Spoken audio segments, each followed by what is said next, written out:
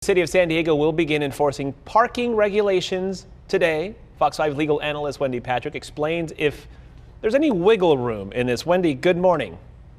Good morning, Raul. I'm going to say probably wiggle room. Don't you think? They keep pushing this back, and it's actually back now, right?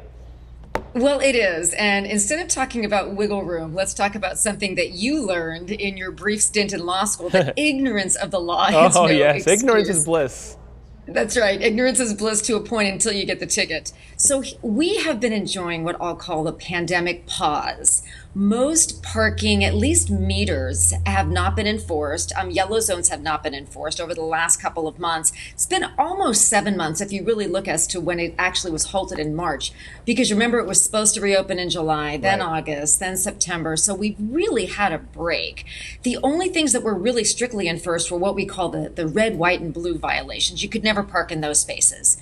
Today, we are back in action, and the city is going to enforce its parking laws. So this is something we have to be aware of. If you want to know exactly what will and won't be enforced, just assume everything will. What you're referring to is a short grace period until October the 15th. But let's get back into the habit. If you doubt, if you want to really learn more about it, go to sandiego.gov/parking. But let me just tell you, we've had quite a break, and that has reflected the fact that many people were at home over the last 7 months. But now that the city is reopening, so too are the economic responsibilities. So starting today, we're back in action, and those meters will now be enforced. Wow. In terms of what's different and what's changed, because we keep mentioning that, like what specifically anything, or the same spot that you couldn't park in from 4 to 6 p.m., is that still the same thing, or you got to read the signs, or? Everything will be as it was Okay. in March. And here's why that's important. Because businesses are open, less is not more for them in terms of the amount of time somebody can be in a space. That is prime real estate. We want to be able to have access to the spaces that people have been tying up, sometimes for days at a time. That's no longer going to be allowed. And that's a good thing for some of the businesses that have finally gotten to reopen their doors. They don't want to have a car there parked in front of that business for 10 hours. They want that kind of turnover because that's more money in their pocket. And that's good for the economy. That's good for San Diego. So that's part of the rationale. And by the way, Raul, that's also why some of the businesses are really excited that this is now going to be enforced.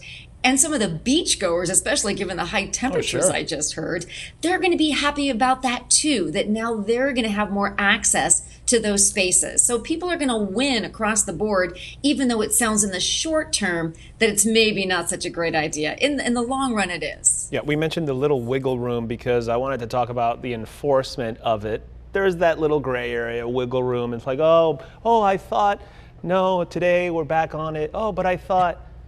That's the wiggle room, so you probably what? I mean, for the rest of the week, get a couple days of that?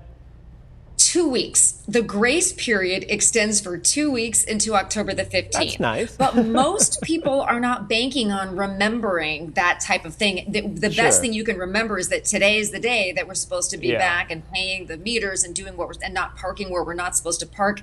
Think of it this way too, Raul. The street sweepers have had a heck of a time getting around cars that were parked in yellow zones, Right. because that was one of the zones that wasn't enforced, or too long at a meter.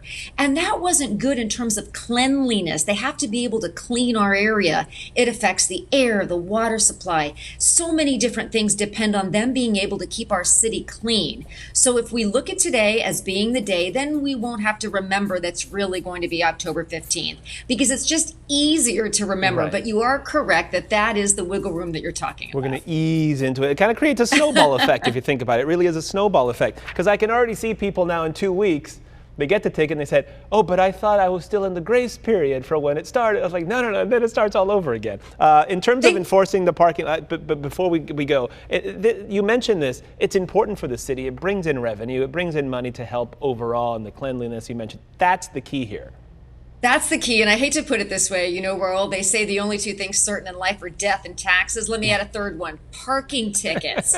It is amazing how much money cities bring in from parking tickets and how many they issue, simply because some of the things we've been talking about, businesses have to stay open, street sweeping has to occur, all of the rest of it. So yes, it is also a steady stream of revenue. It's like banks and airlines with those little annoying little fees, and then you end up at the end of the year, they made $800 billion on your luggage is too heavy fee. That's Wendy right. Patrick, I digress. Everywhere you turn. Always a pleasure, Wendy. Thank you. Thanks, Raul.